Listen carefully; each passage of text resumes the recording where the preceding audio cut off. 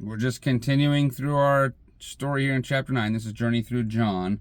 And we're going to go ahead and look at John 9:18 through 23. Now you remember, Jesus healed a man who was blind, and then all the neighbors started to stir. The Pharisees had a little bit of a court case with the blind man. Didn't seem like they believed at all.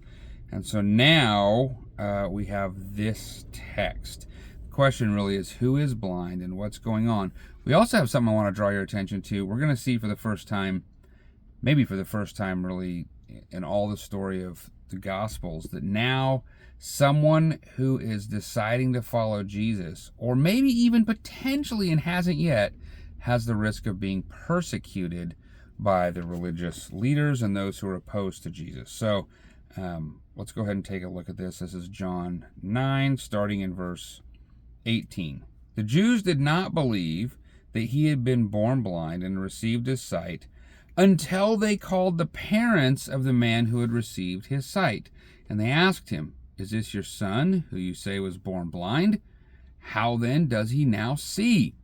His parents answered, "We know this is our son, and that he was born blind.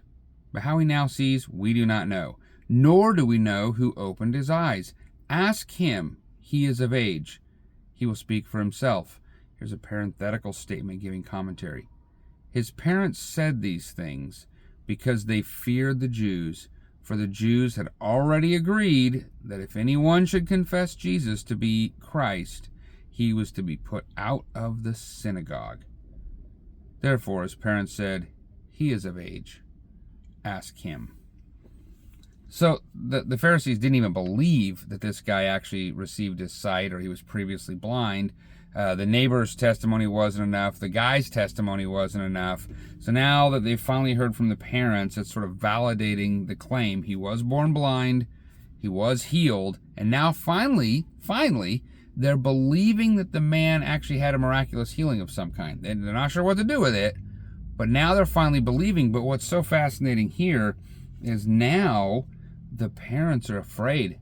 The parents are afraid to speak the truth about what happened to their son, as much as it's so amazing, because they're afraid to be put out of the synagogue. They were afraid to be at the hands of these Pharisees. Now, obviously, Jesus is going to be at the hands of the Pharisees. It's likely this blind man is going to be at the hands of the Pharisees, and even the parents who don't even necessarily say that they believe Jesus is the Christ are afraid of persecution. This is a big deal. This is a really big deal. I think one of the things that's worth thinking about here is just the fact that there are people all around the world who face this kind of persecution. People who just saying, "I want to be publicly baptized," are really signing their own death certificate. It's going to be like everybody's going to be coming after them. It's a big target on their back. There are places in the world where it's completely acceptable to kill Christians. There are places in the world where if someone is a Christian, putting them out of the synagogue or not doing business with them or something like that is very possible. There are numerous things that can happen to those who profess the Christ.